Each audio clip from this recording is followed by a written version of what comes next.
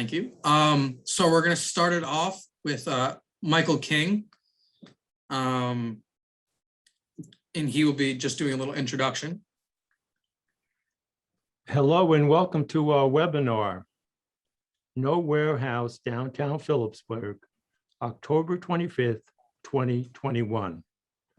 I'm Mike King and a resident of Phillipsburg. I was involved intensely in the downtown in the 1990s with the Phillipsburg Riverview organization. At that time, we created the Phillipsburg Downtown Association, which it continues to this day. Why are we here? We are here because starting in January of 2021, several town council members started promoting an idea of a zoning change, allowing an industrial use on Howard Street. What was strange was that it wasn't the owner of the property promoting the zoning change. It was instead several council people working apparently on behalf of the owner, Perrone Construction. The idea originally presented included not only the 31 acres of Perrone-owned property on Howard Street, but also the adjacent 9 acres of Delaware River Park. You heard me correctly. The town council members voted to change the zoning of Delaware River Park to industrial and sell it to Perrone Construction. The original conceptual drawing submitted to the Land Use Board was for almost 40 acres off of Howard Street, including the parkland off immediately adjacent to downtown Phillipsburg. From St. Philip and James Church on South Main, head west to the Delaware River, and you will hit Howard Street. Folks, there's no way to get trucks out of Howard Street without filling South Main Street with trucks. Most agree there's already way too many trucks shaking the downtown's historic buildings.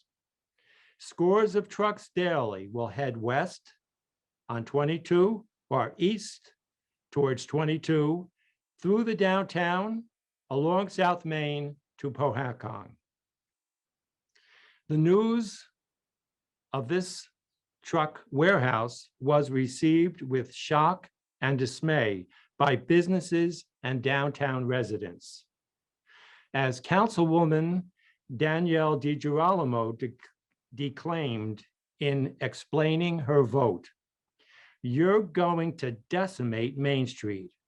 You're going to have all of Main Street closing up because of trucks." Councilman Wyant also voted against the proposal, saying he would vote to change the parcel to industrial, but would not vote to allow a warehouse in the downtown. 3 councilmen voted yes. Their primary argument in favor of the warehouse concept was that it would bring jobs and increase tax ratables. But the obvious fact, which the council people do not apparently understand, is that in the bigger picture, the detrimental impact on the already environmentally overburdened neighborhood and on the long struggling downtown will cause the loss of many jobs in a shrinking downtown and the loss of more ratables than would be brought in by the mammoth warehouse. I know from experience that once the zoning was changed, it would be hopeless to fight this outrageous proposal because the zoning change would legally allow the proposed warehouse. Phillipsburg citizens decided that the only choice we had to defend our downtown was to oppose the zoning change in court. We also suspected that some council members had been represented in legal proceedings by the owner's law firm, and ethics rules would require recusal from voting on this issue. Instead of recusing themselves, the council members were publicly promoting this outrageous idea. Funds were quickly collected and a lawyer retained, and a brief was filed in Superior Court against the town of Phillipsburg to fight the zoning change. Subsequently, the developer's proposal dropped Delaware River Park from the plans. Tonight, we have several presenters. We have Fred Stein of the Delaware Riverkeeper Network to talk about the economic benefits of ecotourism and impacts of warehouses, including a flooding. We also have Carol Inman, a federal environmental grant writer, who will give an overview of how the adverse health impacts of the trucks related to warehouses. Our first speaker tonight will be David Morissette, a Phillipsburg resident who has followed the developments and the actions of the town council and the land use board. But first, I think that Ben Schwartz of the Delaware Riverkeeper has some comments about how to contribute, how to speak, and ask questions to the panelists. Thank you, Mike. So yeah, if you have any questions for the panelists, please use the Q&A feature. All questions are going to be asked at the end of the presentation, just to help the continuity.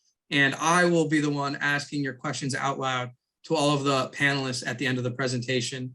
The chat feature is great. If you have anything you want to contribute, I would suggest lightly so you can pay attention to the rest of the presentation that's going to be happening. And if the chat gets too out of hand, I will have to shut it down, but we don't want that to happen. Again, I appreciate everybody coming out. And just a reminder that this presentation will be recorded, so everybody will be able to see this and distribute it afterwards. Thank you. Now I'll give it back to Mike. Thank you very much, Ben, for everything you've done to arrange this. Okay, hello, David Morissette. Okay, thanks a lot, Mike, for the introduction. And I'm going to present actually a video that will cover my presentation. If you have any questions as the video is going along, as Ben said, please type the questions into the chat and we'll get to them at the appropriate time. Hello, first a quick introduction. My name is David Morissette, and I will be doing the first presentation.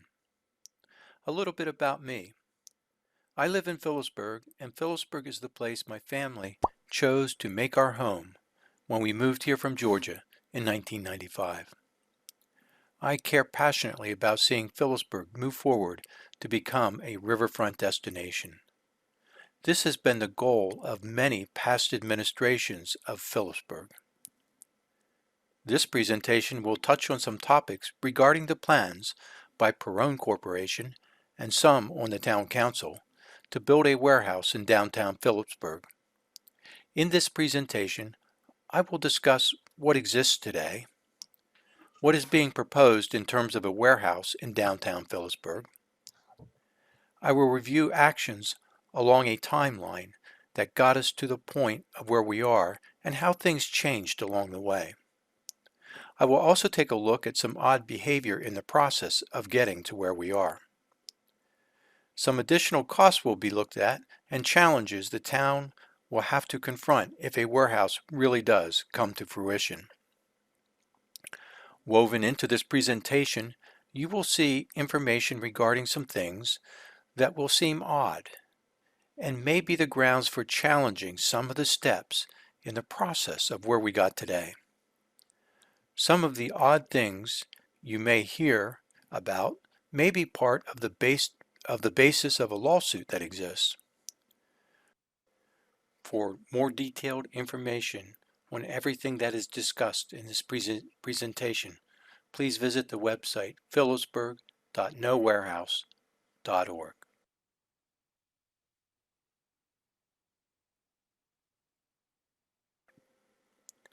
To give you an orientation regarding the area we are looking at, here is an overhead view from Google Maps. This shows the area and what it looks like today from overhead. The green forested area is property that is largely owned by Perrone Construction. You will notice that the area we will be discussing sits feet from the Delaware River. Next to its people, the Delaware River is the greatest resource the town of Phillipsburg has. The bulk of this green forested area along the Delaware River is where Perrone Construction wishes to build a warehouse.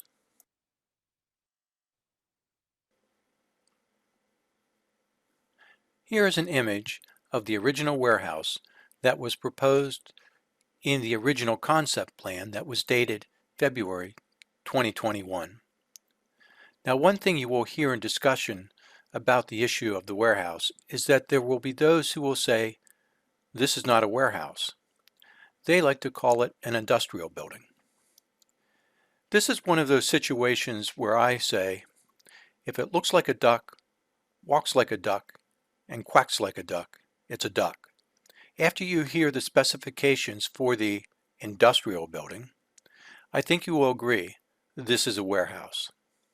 The specifications provided on this 510,000 square foot concept plan designates 382 parking spaces, 109 trailer parking spaces. The concept plan was not clear, at least to me, as to how the parking spaces were arranged for the purpose of the tractors for the tractor trailers and to accommodate the 109 trailer parking spaces. I assume that some of the 382 parking spaces would have accommodated the tractors which pull the trailers. This certainly sounds like a warehouse to me.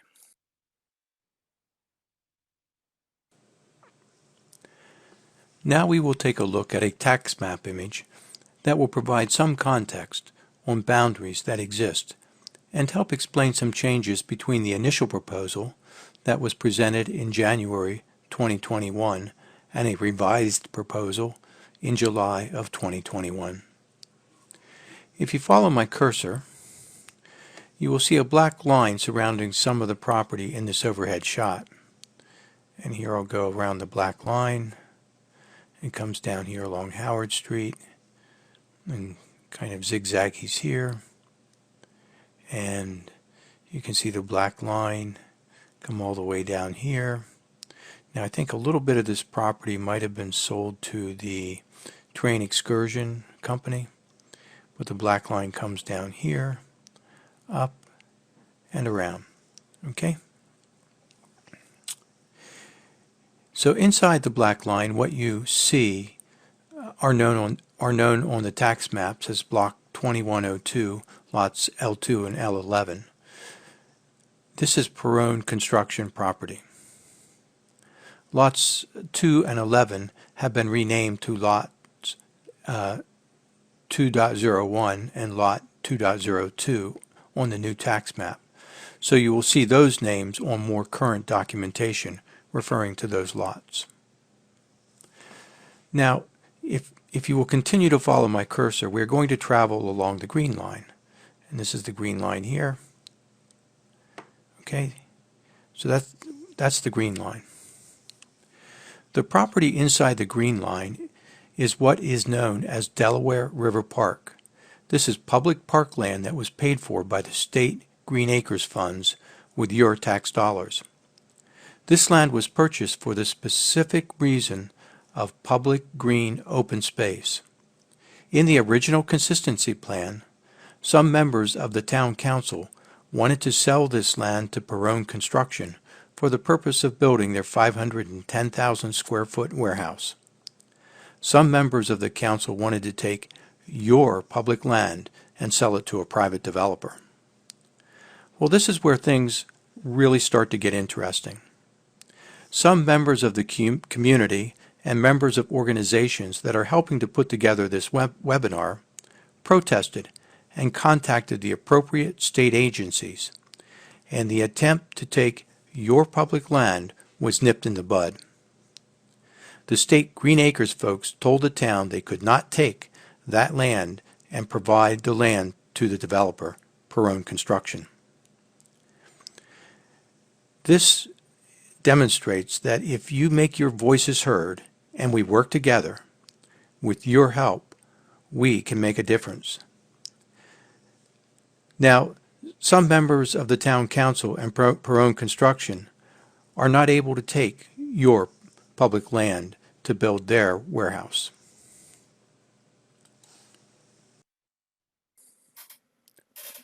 On July 20th, 2021, Perone Construction came back to Council with a revised plan and a reduced sized warehouse.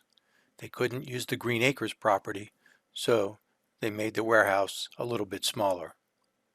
However, even though the revised warehouse plan is not quite as large as the warehouse that was originally proposed, it is still a sizable warehouse that will present Phillipsburg all the same problems that the slightly larger sized warehouse would have.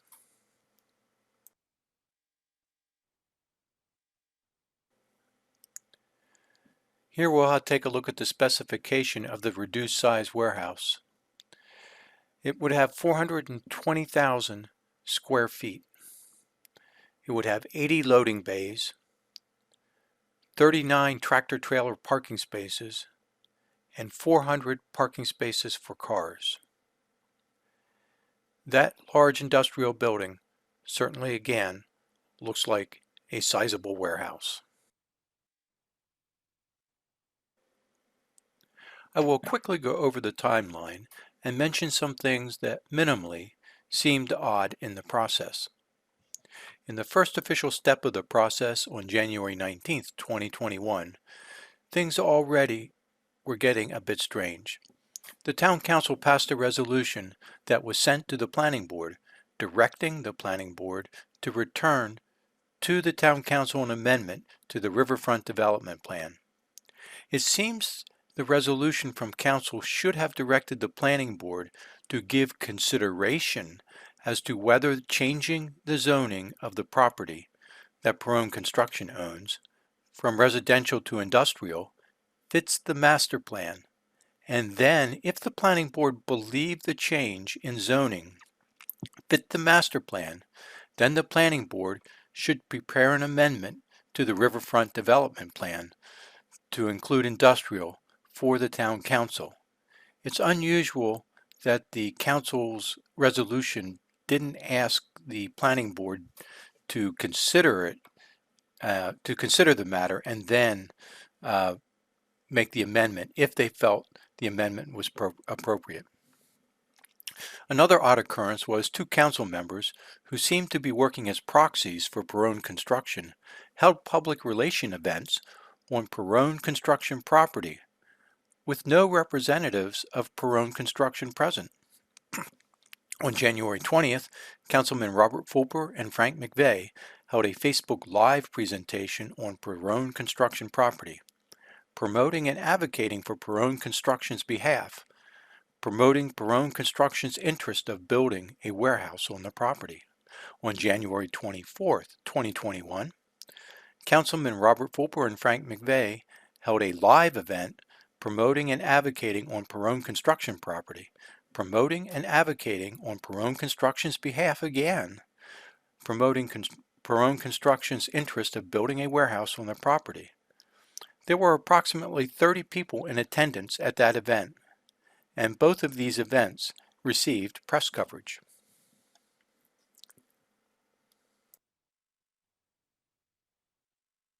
On February 25th, 2021, a town council member tried to intimidate and silence a resident at a planning board meeting, and the council member is reprimanded by the planning board attorney.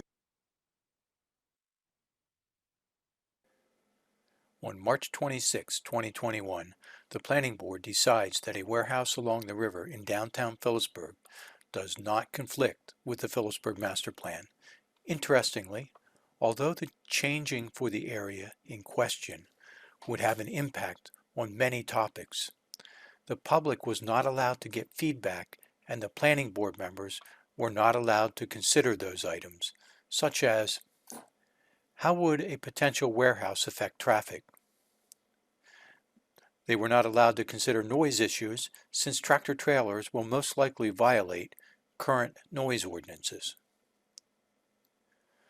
Odors issues were not allowed to be considered, and this was significant since current ordinances specify there are to be no odors detectable without an instrument.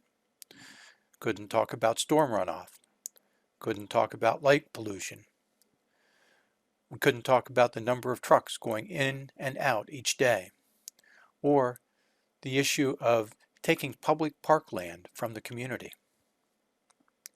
Recommending to change the property from residential to industrial will clearly be the first step in allowing all of the quality of life issues that the public was not allowed to get feedback on and the planning board were told not to consider.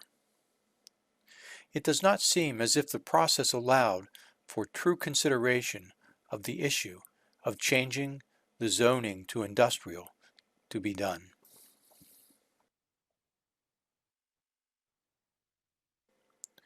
On April 20th and May 4th of 2021, the first and second readings of the ordinance 2021-14 were read and passed, and this ordinance changes the zoning from residential to industrial. This is a significant step in the process. After adoption of the zoning change, any application that complies with the zoning can be not denied approval. Also, there is a lawsuit Phillipsburg citizens have filed, and this step is one of the strongest foundations in the lawsuit, and it lies in negating this step because of a conflict of interest issues with one or more of the councilmen. Multiple citizens brought up the conflict of interest issue during this particular council meeting, and the council members were instructed by the town attorney to not answer the question.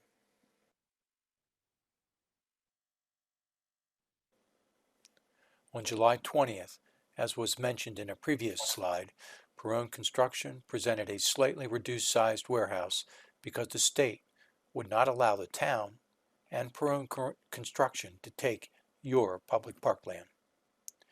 In what seemed a highly unusual occurrence, on September 23rd, the town engineer recommended completeness be approved for the site plan application with 15 temporary waivers and 1 permanent waiver. And the planning board approved the site plan with all those waivers. A temporary waiver is granted for when an application has not been completed satisfactorily. This left many of the people viewing the meeting wondering just how many things you can have not complete on your application and then receive a temporary waiver and still have your site plan deemed complete. Many were left to wonder if the town and Perone Construction were rushing this process through. Lastly on the timeline, there is a very important meeting of the planning board on October 28th, 3 days from now. I encourage everyone who cares about the warehouse being built in downtown Phillipsburg along the river to attend. Barring a successful outcome from the lawsuit, this is the last chance you, the public, will have to voice your opinions on this project. If you go to phillipsburg.nowarehouse.org, you can see the Zoom link to the planning board meeting. You will also see the areas of concern that surround the issue of a warehouse. Please do not hesitate to express your thoughts at the planning board meeting. They need to hear it.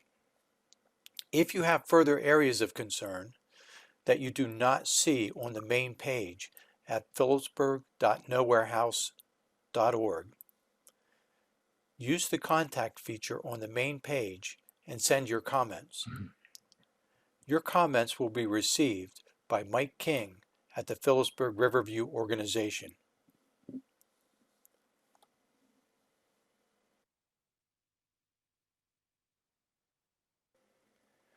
Now we will look at an issue that will be more solidly on the timeline in the future. The town is talking about building a truck bypass road from South Main Street to Howard Street. Howard Street is the street where the Perone Construction Warehouse will be located. This is the faraway shot to give you a perspective as to how the bypass will be situated relative to the area at this section of the flats.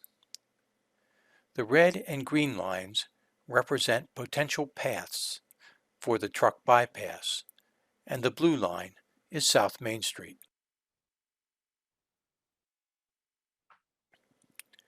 We have zoomed in to have a closer look at the potential bypass roads.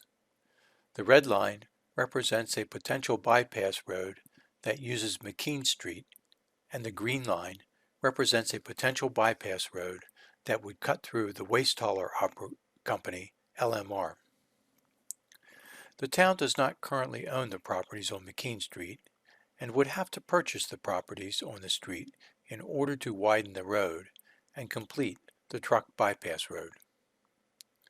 There has been talk of declaring McKean Street an area in need of development. Once an area is determined to be an area in need of development, then the tools of condemnation and eminent domain can be used. The green line represents a bypass road that would go through the LMR property. Again, the town does not own the LMR property. I believe this option was commonly referred to at one time as the Howard Street extension. This truck bypass would put the truck traffic out closer to South Main and Center Street. All of the talk I am hearing now is indicating that the option the town is wanting to pursue is the red line or McKean Street. There have been discussions by council that the town would fund the construction of the truck bypass and was hoping to get some grants to help out with the cost. It seems that the truck bypass is being constructed for a single company, that the cost of the truck bypass should fall or should not fall back on the Phillipsburg taxpayers, and the cost should fall on the developer that requires the bypass road. Regardless, the bypass road may alleviate some problems in this section of the flats, but the problem still exists that the truck traffic has to use South Main Street. When a truck enters or leaves the truck bypass, the truck is still required to use South Main Street. This means that there will be a significant increase in tractor-trailer truck traffic, both driving through downtown Phillipsburg and driving through Pohatcong. Even with a truck bypass road, the truck traffic issues remain a serious concern for Phillipsburg.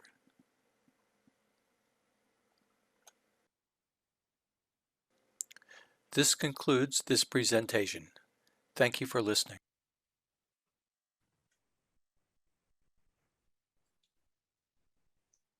Okay, thank you very much for listening, and I'm going to turn it back over to Mike King. Thank you, David. That brings us up to date. This being the 25th, we're just 3 days away from that land use board meeting on the 28th. Phillipsburg has its land use board meetings the fourth Thursday of every month. So if for some reason the application is not complete and they do not have the public hearing on Thursday, then please keep in mind that it would be in November. Next, I'm delighted to introduce Carol Inman, a federal environmental grant writer. She will give an overview about the adverse health impacts of the trucks related to warehouses. Carol? Thanks, Mike. First off, I'm a resident of Easton, so where are these council meetings held? You're muted. There you go. The council meetings are held on Firth Street at the Senior Center in Phillipsburg, New Jersey, Okay. right by the firehouse down there. Okay. All right. Good to know. Thanks. So why am I here? Basically, because I'm a mother, and I also do caregiving for my elderly parents. And because of these reasons, I really oppose the rapid increase of warehouse development in the Lehigh Valley, because the people who are most at risk and for these developments are those who are most fragile in our society. It's our children, our seniors, those who are not in good health, low-income families, and particularly people of color who often live alongside transportation corridors. Due primarily to the amount of heavy-duty truck traffic that is associated with warehouses, warehouses significantly increase your health risks. Okay, can you all see my, okay, all right, let me just, okay. All right, I hope this works. All right, they significantly increase your health risks. And I want you to know that you don't have to be a federal grant writer to know the things that I'm sharing with you tonight. I got a lot of the information from our local papers. It's readily found on the internet, widely documented by researchers worldwide, and the links to some of my sources can be found at the end of my presentation. Okay, now I'm going to try and switch slides. Oh, okay, great. I'm going to focus primarily on air pollution, but I do want to touch on what you already know, which is that the amount of trucks that are coming through this area is disturbing our peace of mind, right? The multi-axle trucks exceed the pain limit for your hearing on a regular basis. Now, what I'm hearing from Dave is that we currently have ordinances that protect us from this kind of noise, but if they approve the zoning for a warehouse, then those ordinances are going to have to change. And what will come? Anytime that you're hearing vibrations in your head or in your body as a truck goes by, this is a serious threat to not only to your health, but also the integrity of your home, your business, and our historic downtowns on both sides of the river, right? And it's not just when the trucks drive by. I mean, if you're situated at a stoplight, what it takes for those trucks to rev up and start to go, or back up and beep, beep, beep, you know how annoying that is. Anytime that your house is shaking when you go by, that is a destruction of your property. Loud noise can damage your body as well as your mind. Noise pollution has been associated with heart disease, high blood pressure, hearing loss, that horrible ringing in the ears. I have 2 types of tinnitus in my ears, and it drives me crazy, right? It's associated with sleep disturbances. In short, anything that's bothering you, it causes stress. It adds stress to any kind of problems that you're currently experiencing. Noise pollution is also clearly associated with mental decline, especially among our seniors. And further, people with mental health problems, as well as those on the autism spectrum, are often very extremely sensitive to loud noises. And the presence of tractor trailers in our neighborhood makes all these problems even worse. Yeah. Okay. So fumes from traffic of all types, right, contributes to air pollution problems in the valley. But diesel trucks are by far the worst, as shown by the study that was conducted in Los Angeles.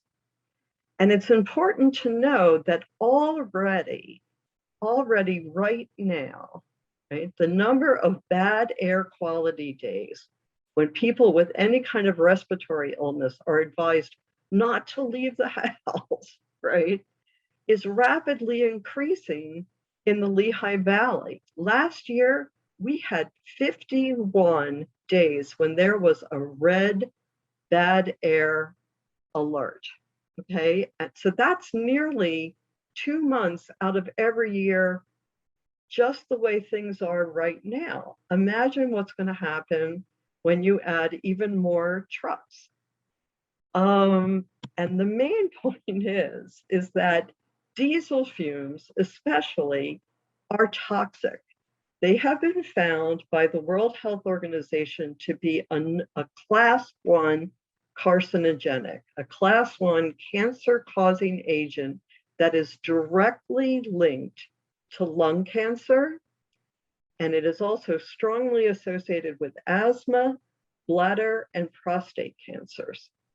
These fumes, these black fumes, and some trucks have filters on them. I mean, there's all sorts of ways, but I wanted anytime you're seeing one of these, you want to hold your breath or put on your mask, because they contain carbon monoxide, that invisible gas that suffocates you, nitrogen oxide, and carbon dioxide.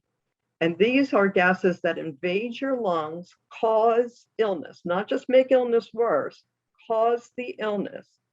And they are among the most worrying contributors to greenhouse gases. And if that's not bad enough, even worse is the fact that these fumes contain soot and other tiny particles that get lodged inside your lungs. They get inside of you and they make you sick. Now, I didn't have time to do all the dangers associated with warehouses, but I did want to really mention quickly that heavy trucks, if your roads, like in our riverside towns, have not been designed to handle these heavy duty trucks, they're going to damage your roads, right? Cost the town money and increase the amount of accidents for the people who live here, not just for potholes. But I don't know about you, but I'm not too impressed with how the trucks are treating the cars on, our local routes. I don't think, I think they definitely need to watch out for personal cars more. And all right, let me see. There we go. One of the reasons why it's so worse for us is that we live in a valley, right? So because of South Mountain and the Blue Mountains around us, and also the cliffs that run adjacent to the river, air gets trapped in there and the wind can't come and blow it away so quickly. And we get this phenomena called an inversion, which most people think of as happening in the summer, but it also happens quite frequently in the winter. Happens anytime there's a big temperature difference between the air in the upper atmosphere and the air that's here closer to us. So what happens is that the air is like a lid to a pot, and more soot and air pollution and noise pollution and smell pollution all gets built up, and the longer the inversion lasts, the worse the air gets, right? Already, you should know that the Lehigh Valley, this was just reported, the Lehigh Valley has the highest childhood asthma rates in the US. I mean, think about it. That's more than New York City, Philadelphia, Detroit, and LA. We're the worst, okay? And also more and more, you're seeing in the paper now that researchers from Lehigh University, Lafayette, a number of the colleges, as well as the hospitals here, are beginning to warn us that asthma rates and lung cancer rates are escalating. And we don't have to wonder why that is, okay? Because we live in an area with a rapidly increasing number of warehouses. The National Resource Defense Council in 2019, they have this great quote, which is, "There's a lot of sick people at the end of a tailpipe, especially children." And that's because those tiny particles, right, bypass our normal respiratory defenses, and they lodge themselves deep inside the lungs. And once they're there, it stimulates an immune response, which causes inflammation, airway constriction, mucus production, leading pretty quickly to asthma and all the way to cancer. There is no doubt that lung cancer is firmly linked to diesel fumes. Okay, this has been affirmed and reconfirmed by the International Association for Research on Cancer, the World Health Organization, as well as any number of agencies. And again, I have my links at the end of this presentation. Any kind of bronchial illness that you might have, even a cold, but much worse, the flu, COVID, is always much, much worse in areas where the air quality is unhealthy. Morbidity, which is the death rate, and also severe illness rate, is always higher in these areas. Lehigh Valley is one of the biggest hubs for warehouses in the country because of we have always been a transportation hub. But the more warehouses we get brings more freight traffic, leading to increased air, noise, and odor pollution. And because of the health risks, a wide range of health risks, are so strongly linked to warehouse development, in my opinion, if you're not including discussions of a health risk in any kind of proposals for zoning changes, site plans, new developments in your community, then in my opinion, that gets near to being kind of criminal, because people will sicken and die because of these things being installed in our green spaces. Pointing back to Dave's presentation, if you put a warehouse right next to the park that they tried to take away from you and buy, all you're going to get is a park that is overrun with air pollution and noise. It's still a loss of the park, even though they reduced the footprint. Developers, I've worked in a number of communities, and developers, in my opinion, intentionally pick low-income, overburdened neighborhoods to build their most harmful installations, because they assume that the people who live in and around these overburdened neighborhoods do not have the knowledge or the resources to resist. And we're inviting you tonight to help us prove them wrong.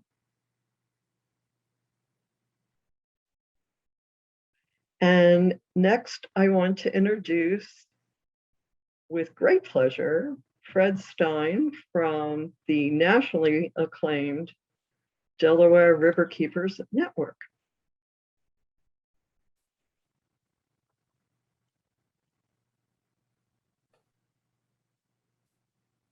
Thank you, Thank Carol. you very much. This is Mike King. Carol, thank you very much. Your comments are so true for downtown Phillipsburg, which has many of the very kind of people that you're talking about. They're poorer. They are poorer people, and they are not able to defend themselves in the same way that other neighborhoods would defend themselves. And in the downtown area, there's a pipe foundry, so there's a lot of air pollution already from that. So when you add it to what you're talking about, there will be a lot of impacts. The older people, the younger people, and they're economically marginalized, and it's an overburdened, environmentally overburdened community. And in filing this lawsuit, the business people and the other citizens really are stepping in for the people who live there, who cannot defend themselves. So I wanted to thank you for that. And I know you're from Easton, and Fred Stein from the Delaware River Keeper Network. I forget your exact title, Fred, and you could tell us that, but I first met Fred at the Easton Council meeting. That's the first time I met him in person. And he went to the Easton Council to talk about how close all of this is from the neighborhoods in Easton, like 1,000 feet, about 1,000 feet away. All of the lights and the beeping and the noise and the fumes will be affecting the people in Easton. And I'd like to thank you again, Fred, for coming out, for making that trip that night, and reaching out to the people in Easton to tell them about how what's happening in Phillipsburg will affect them. And I'd like to turn it over to you, Fred, for your presentation. Thanks, Mike. Thanks, Carol. Thank you very much, and welcome everyone. The presentation I'm giving is just 20 slides, and I want to focus on the impacts of the proposed warehouse have on the Delaware River and the benefits to the local economy, the Phillipsburg local economy and jobs that a healthy river with a high quality outdoor recreational options has on the economy and jobs. I've been working with the Delaware River Keeper. This is just by way of an introduction. I've been working with the Delaware River Keeper Network for about 20 years. I'm a community organizer, but I specialize in stormwater management issues. I've received training from and become certified stormwater inspector through the National Stormwater Center. I design and implement green stormwater infrastructure, which is like rain gardens and other similar type of more green environmental stormwater management systems. The Delaware Riverkeeper Network has over 20,000 members from Hancock, New York, all the way down to the Cape May, the entire Delaware River watershed. Many of those members are in the Phillipsburg and Easton areas and Warren County areas. So the Delaware River watershed provides a lot of benefits to all of us. And you can see here on this map of the entire Delaware River, starting up into the Catskill Mountains, and the yellow star is Phillipsburg. The Delaware River provides drinking water for over 15 million people. And there's $22 billion, B with the billion with the B, in annual economic activity that's generated within the Delaware River watershed. And 600,000 direct and indirect jobs are created by the Delaware River, generating about $10 billion in wages. And the last piece of information is that all of the services that this a healthy river can provide, such as drinking water, such as preventing flooding, such as providing fish habitat for fishermen, all of those sorts of things are called ecosystem services. And the Delaware River is calculated, this is University of Delaware study, calculates that it's worth $683 billion to the residents, to the communities throughout the Delaware River watershed. And then Phillipsburg is in the Delaware River watershed. Flooding. Flooding is already a serious problem in both Easton and Phillipsburg. Of course, those impacts are worsening as we have been made aware of by all the research and the reports on climate change. Flooding in these communities is getting worse. You know, studies by NOAA, by the state of New Jersey, Rutgers, Princeton, and thousands of other institutions and government agencies talk about how river flooding, fluvial flooding like the Delaware, is going to be getting more frequent and worse. I know you've seen this slide already, this aerial of Google Earth aerial of the proposed site where the warehouse will go, the Perone warehouse will go. And I just wanted to make a point and emphasize, as I think David already did, that it's a wooded site. There's a lot of tree cover there, a lot of ground cover, tree canopy is on this site today. In Pennsylvania or New Jersey, DEP has identified this area. This is an image from New Jersey DEP from their MAPS program. It's a GIS system, but it shows that the area that's where the warehouse will go and the stormwater collection system is in an area that provides important water and water quality resources benefits to the community. It's got natural land cover, and there's but from all the trees. Now, this is the artist rendition that you saw with David. And now this is the 510,000 square foot version, and there is a 420,000 square foot version out there. So obviously the 420 will be slightly smaller, but the impacts will be largely the same. If this warehouse is built, one of the most substantial changes that will happen is the loss of the tree canopy and the natural vegetated cover along Howard Street. Trees in general provide, as I'm sure we all know from our 4th grade science classes, trees all provide great benefits in air quality, water quality, and flood reduction. But what the trees on this site, this Howard Street site, what's more important of it to Phillipsburg and Phillipsburg residents is when trees are located in an urban area, which of course Phillipsburg is, research has shown that the trees actually help reduce crime, reduce stress levels, increase public safety, and even improve academic test scores because of just the benefits that they bring to a community. It's not all stark concrete, cement, and walls all over the place. There's some natural habitat there. There's birds flying around. You can just get a sense of being closer to nature, along with the air quality and water quality benefits, along with the flood reduction. So the question I have here, and I'm going to ask it again later on, is what do you want for the future of Phillipsburg along Howard Street? Do you want that forested area that we have today? Or do you want a 420,000 square foot warehouse staring you in the face? And as Carol brought up too, that this community, the area where this, where the warehouse is being proposed is in an overburdened community, which is what New Jersey DEP Office of Environmental Justice has identified this section of Phillipsburg, meaning that most of the people in these neighborhoods don't have a lot of money and are most likely people of color.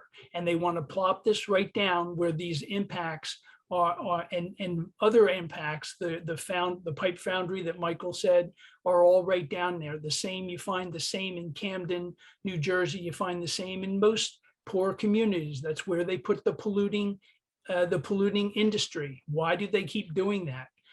It's because they get a lot less resistance from the residents. And we're hoping, and you'll hear at the end of this presentation, we're hoping we're going to change that tonight with an appeal.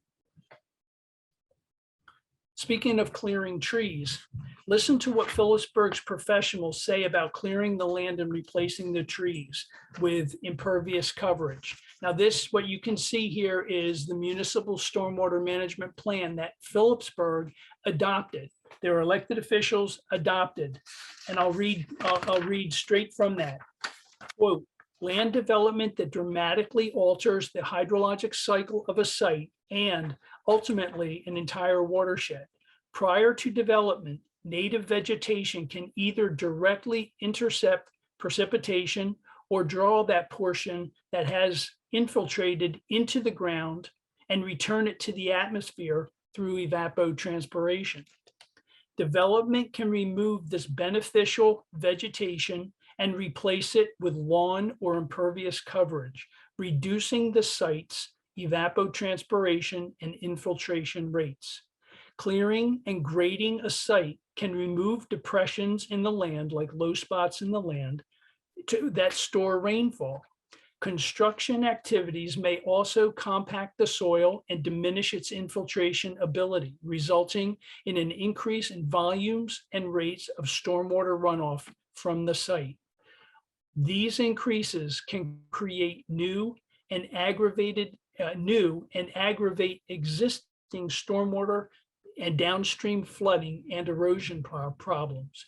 This is what it says in the town's municipal stormwater management plan, which was adopted, prepared by Van Cleef and adopted. What they're proposing to do now is to cut down a forest, a 31-acre forest, as we heard, and put impervious coverage over it. The next transition, the next series of slides that I'll show talk about the benefits to local economy and jobs from a healthy river and a high quality outdoor recreation. You can see from this slide in New Jersey, and this is from the Outdoor Industry Association. I can't see because of the couple of images off to the side. Anyway, you can see from the image that high quality outdoor recreational income generates 132,000 direct jobs and $11.7 billion in economic value.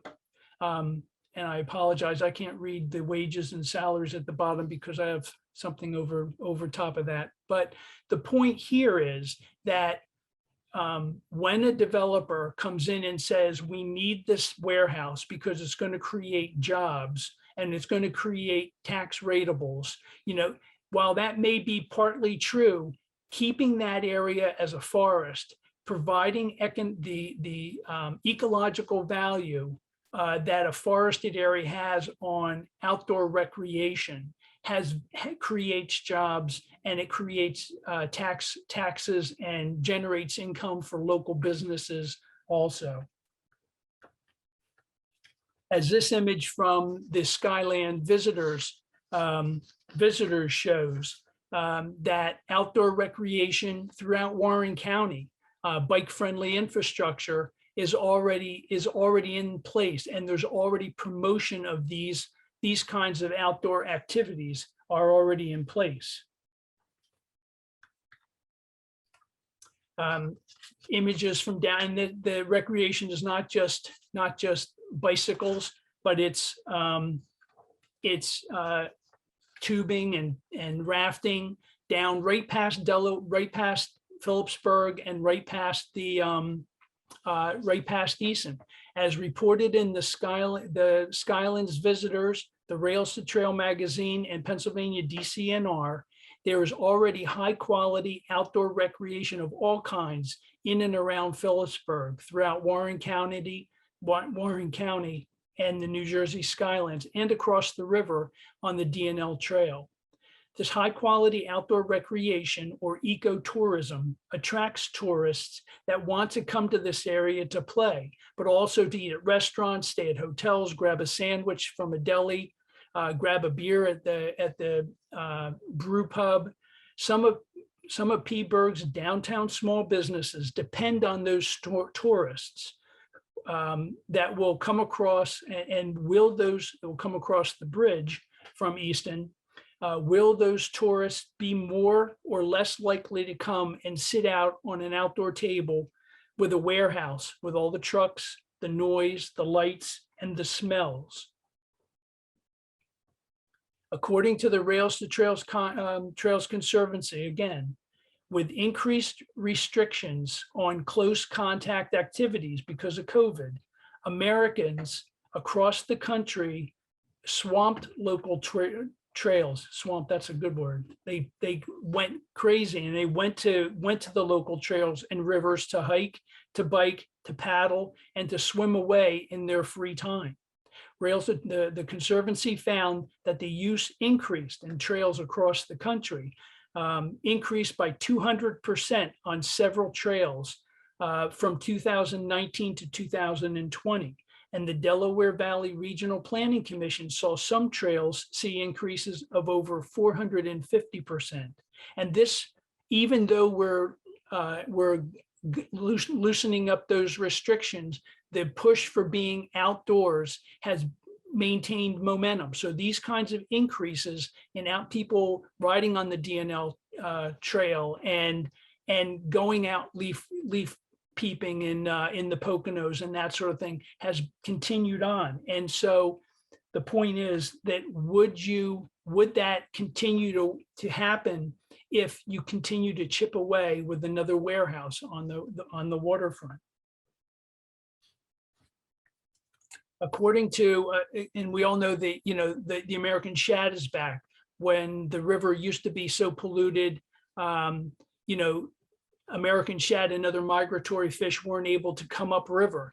They're coming back thanks to the Clean Water Act. A study done by Top Line Fishing Equipment in 2017 found that nationwide, 31.5 million adults 25 years or older went fishing, and at the national level, more than $11.8 billion is spent on fishing gear and accessories. Again, this is just another way to show that by protecting this high quality recreation that Phillipsburg already has, as Dave mentioned, he said the river is one of the greatest resources that the city has, or the greatest resource the city has after its people. And the recreation along these areas is 4 seasons. It happens year round. And people do cross over. If Easton is a big draw with the DNL Canal, if people look across at Phillipsburg and see a lively downtown with a forested area, they're going to walk across the bridge. If they see a warehouse with lots of trucks clogging up Main Street, maybe not so much. So again, what will attract more outdoor recreational enthusiasts to downtown Phillipsburg? And to conclude my presentation by again going right to the township's website and read what Phillipsburg is supposed to be. Spoiler alert here, it is not what the current town council and land use boards are bending over backwards to bring in. This is what is on the township's own website, that Phillipsburg is located on the Delaware River in a beautiful setting of rolling hills, woodlands, and flowing waters. Phillipsburg, New Jersey offers the best of all worlds. Here, you can escape from the crowded and personal developments and find the joys of living in a close-knit community of family and friends as you enjoy all the advantages of urban living as well as rural atmosphere. From a quaint downtown waterfront shopping district to a choice of nearby airports. Just 30 minutes from the Poconos and midway between Philly and New York, Phillipsburg is a historic town with an exciting future. It's a place where the beauty, culture, tourism, and recreational activities are enhanced with a growing base of small and mid-sized businesses. There's not a word in those 2 slides, in my opinion, that speak to what the town council and the land use board are trying to jam down Phillipsburg's throats. They're doing just the opposite. Thank you very much.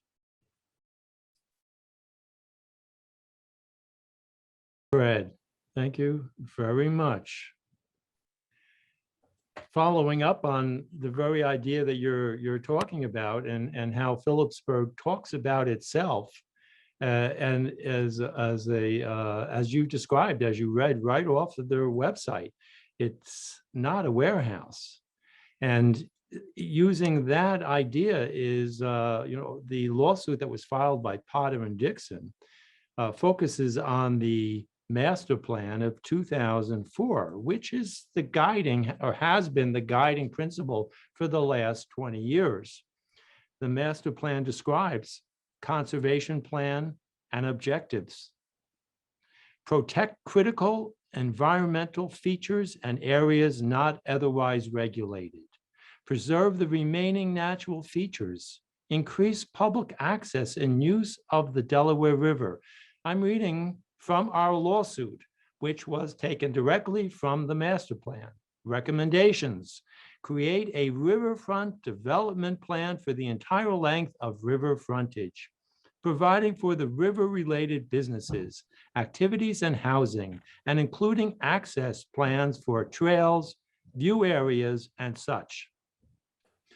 Our legal brief continues. The consistency report done for the Land Use Board totally ignores the specific objectives set out in the 2004 master plan with respect to responsible development, avoidance of impacts from industrial uses, traffic and safety, environmental protection, parks and recreation, development of the riverfront area for riverfront-related activities, and enhancement of Phillipsburg as a tourist destination. Does this sound to anyone like a giant truck warehouse? The lawsuit concludes, construction of the proposed warehouse will dramatically increase truck traffic on the narrow and congested streets in the area around the Riverview redevelopment area, in direct contravention of the master plan and its objective of eliminating truck-dependent uses from areas with no or limited access to the major highways. You can see we are struggling with the very identity of Phillipsburg, what we are and what we will become, just as Fred was talking about and just as Carol was saying. As David explained, the warehouse application in front of the Land Use Board had 15 requirements for completeness waived at the September meeting. This can't be normal. Something is not right in Phillipsburg. Our lawsuit is our best chance to save our environmentally overburdened downtown neighborhood and downtown business community. It's just like Fred was talking about the ecotourism aspect.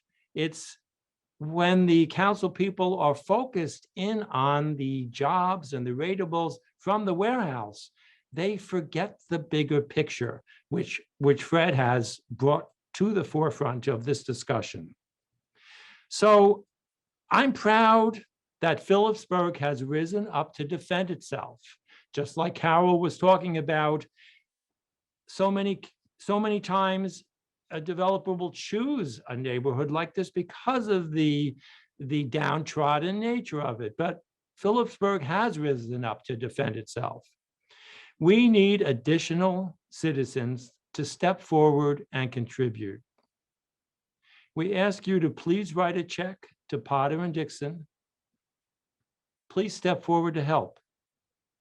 Email me at proriverview@gmail.com so I can collect any checks.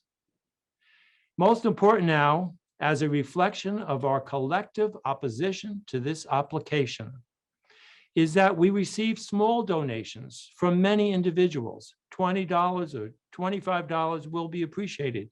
This reflects how united we are in opposition to this imposition of this giant mammoth warehouse in our midst. Of course, for those who can afford more, any amount will be appreciated. We are trying to continue to the process that is in front of us in stopping this from happening. Reminder also about the October 28th Land Use Board meeting. Please participate if you can. And the fourth Thursday of November and every month as the application proceeds. The Zoom address is available at the town website and also at the Phillipsburg.landuseboard.org nowarehouse.org website. We would like to reach out to Mike Perucci, who owns the Perone Corporation. We know Mike cares about the town of Phillipsburg, and we think there are better uses for the parcel of land along the riverfront. Mike, you can create a legacy that will be forever remembered. Please reach out to us. This webinar will be posted on the phillipsburg.nowarehouse.org website. Thanks to the presenters. And also thanks to Ben Schwartz of Delaware River Keeper Network and Zachary Cole of the New Jersey Audubon, the New Jersey Highlands Coalition. They are what has provided the technical support for us to be able to have this webinar. Also, I would be remiss if I didn't thank Harmony resident Teresa Benden Chapman for all of her support. Thank you very much. Are there any other comments or anything else that we need to do, Ben? Yeah, we have now questions. There's been a few asked in the chat, so I'm going to read those out loud. So one of the questions from somebody in the audience was about Carol's slide, but just in general, it was about the health effects of potentially using an intermodal rail system. And the question is, has the developer considered using intermodal rail for receiving products and shipping them out as well, as that can eliminate trucks, and that's been shown to have a smaller impact on the environment and potentially on health. So is there anybody, maybe David or?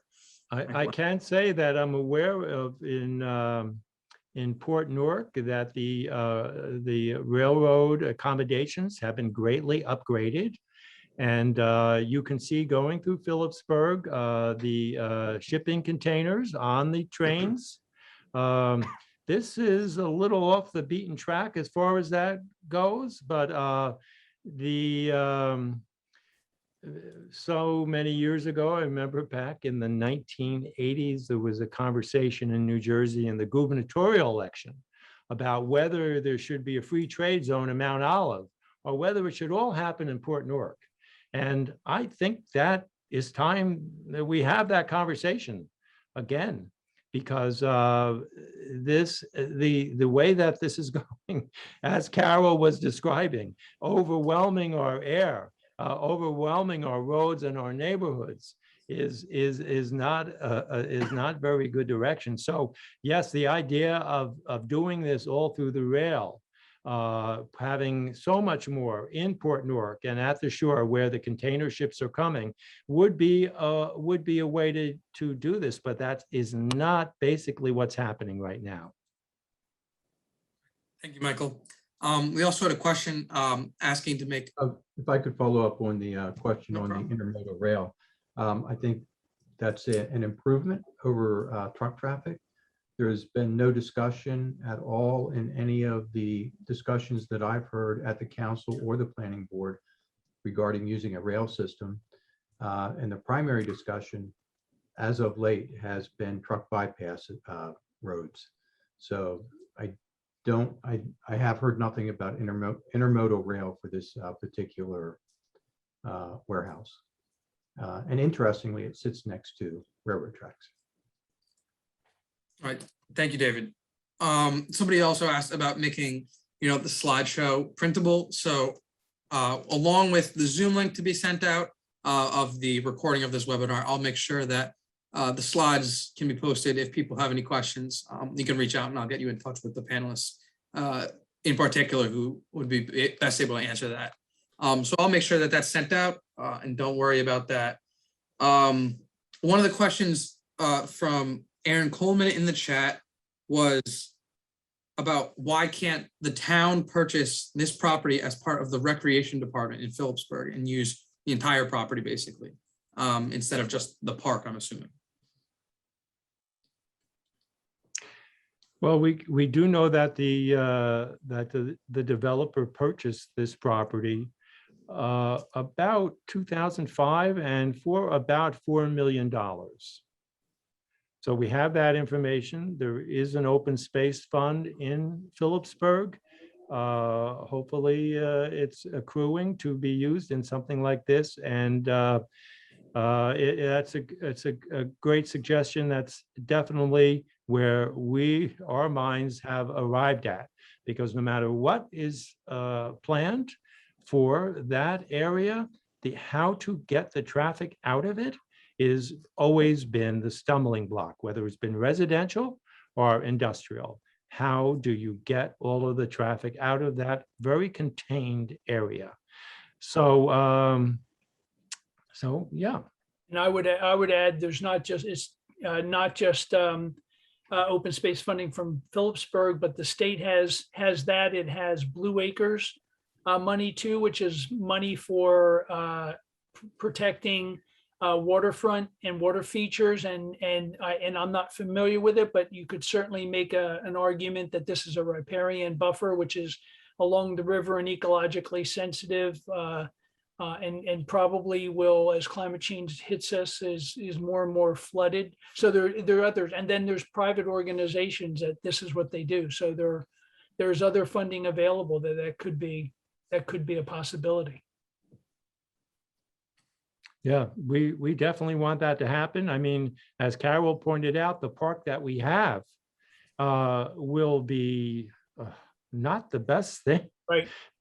There'll be this enormous building, and it will be a wall with the fumes in the existing park. So, and as Fred pointed out, the impact of removing that forest and putting all impermeable surface there, it will be detrimental to the flooding and to the flow in the Delaware. And Ben, I'm sorry, I was gonna step on your. I did notice where somebody mentioned to make sure that we put it Potter and Dixon in one of your slides, Mike, at the end. Potter and Yes. Dixon are the attorneys. They're the They are attorneys the attorneys. representing. And So that's how where we're doing this, Fred. We are collecting the donations where the checks are made out to Potter and Dixon. We collect them and then we mail them to Potter and Dixon. Can So it's people not mail going them anywhere directly? else, it's going directly to the lawyer. Can people mail it directly to them? That would They take. can, some people have done that. It's hard for us to, that can be done. It's hard to account for how much we've collected that way, but yes, that is possible. And we can send out the information that pertains to that checks in a follow-up email. There was just a quick question, and then I'll go into another one. Just the spelling of Perrone Construction. Is it 2 R's or 1 R? So if somebody wanted to clarify that. 1 R. P-R-O-N. Thank you. And we have a question in the chat that asked, are there any established organizations to protect / represent our most vulnerable citizens, which seems to be something along the lines of an environmental justice issue. There are certainly many in the state, but if there are one specifically for Phillipsburg, I'll let the panelists take it away. Well, there is Norwest Cap. And they seem to be, they have multi aspects to themselves. I don't know that they're involved in this particular thing, but it's worth reaching out to them to see how they could involve themselves in this, in defense of the neighborhood. Mm-hmm. Yep. So there was another question about electric vehicles. And if those electric trucks were to replace classic diesel trucks, would that solve all the problems that were available that Carol mentioned in her slides? Yeah, you know, I'm all for electric vehicles, but the infrastructure is such that they are 50 years in the future. The time to stop these trucks coming into our area is right now. I don't even see the post office investing in electric vehicles. Well, thank you, Carol. Oh, Ian, one of the questions is from Elizabeth Ridley, and she just wanted to make sure that we noted that the town council meetings do not offer a virtual option, and the land use board meetings are only virtual. Just for people out here that are looking to help out and attend these meetings. Thank you for that. Yep. I want to leave the question and answer open and other things. Well, thank you, Monica, for pointing that out. Looks like David will address that issue of the link. Besides that, I can go into some other questions. Is there? Let me look at the chat real quick. I would just add to that, another thing that everybody on this presentation, if they could share this, with their neighbors and their friends and people that go to church with them. I know we only have 3 days, but certainly if friends and family in Phillipsburg, to get them to attend to Thursday night's meeting. But as Michael said, if it goes into November, we have time to spread the word and get even more people engaged, and that can be very valuable also. Absolutely. That's a great question, Aaron. The question is, who purchases the homes where the proposed widening of the road is? If there is any issues of widening the road because of the increased traffic. And this also can relate to any questions and information that we have to get on the bypass situation. I can take that question. The current talk on council is that council is going to take the responsibility for buying the bypass roads. There has been some discussion about grants, but it's been kind of fuzzy. There's nothing concrete. And based on the questions that have been asked the council at the council meetings, they're trying not to use taxpayer money, but since the town is taking responsibility for doing the roads, at the end of the day, if there is any taxpayer money spent to widen those roads for the bypass roads, that will come out of Phillipsburg taxpayer money. And if it's eminent domain, then the city will own whatever it is that they take action on.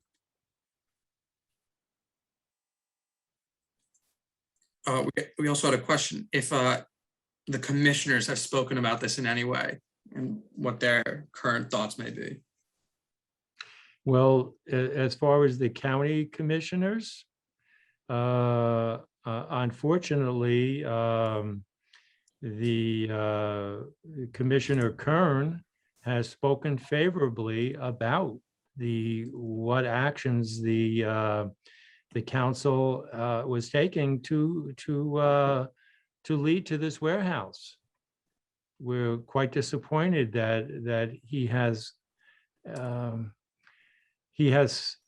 stated that he supports council in what they're doing. And let's face it, we have enough trucks downtown, and we have a whole nother area of warehouses, but it's on the highway.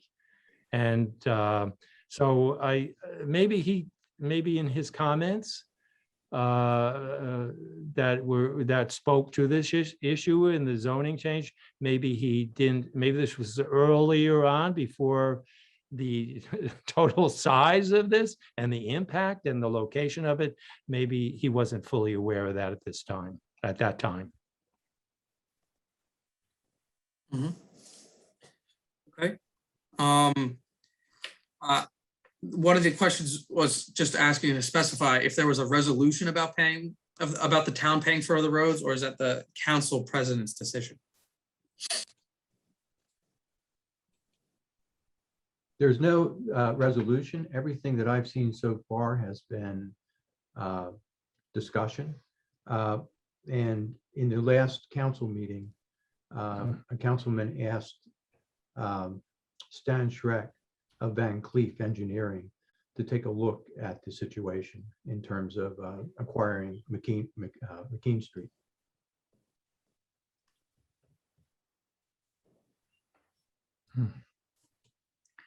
And of course, the other option of extending Howard Street is not an answer either, because it brings the traffic to another location on South Main Street. And it's not an answer.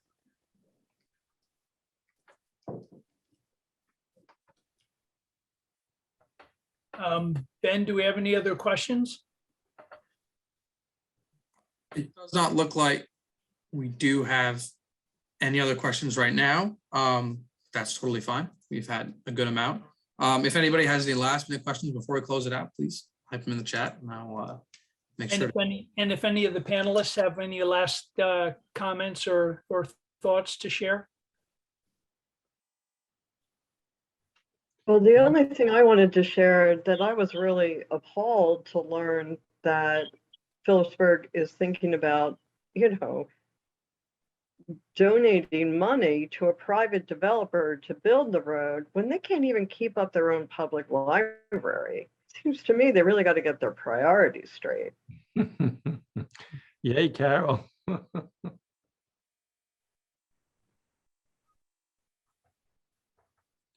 Well, I think, why don't we, to respect everyone's time, it's 8:30. Geez, how often does that happen? You end a meeting right when you said you're going to end a meeting. Geez, that's excellent.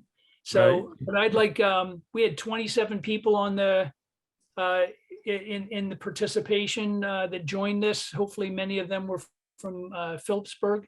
And as was brought up a couple of times, we've made a difference. The community has made a difference. They saved the Delaware River Park.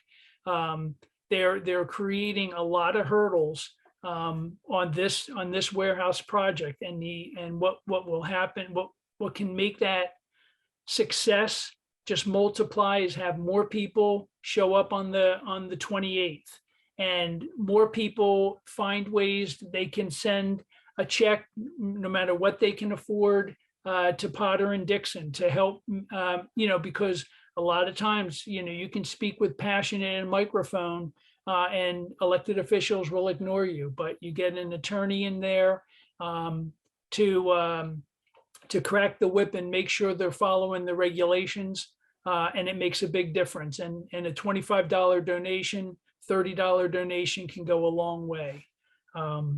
So we appreciate everyone coming thank Zach with the Highlands Coalition to help us out, and everyone else involved. Thank you, Ben. Thank you, everybody.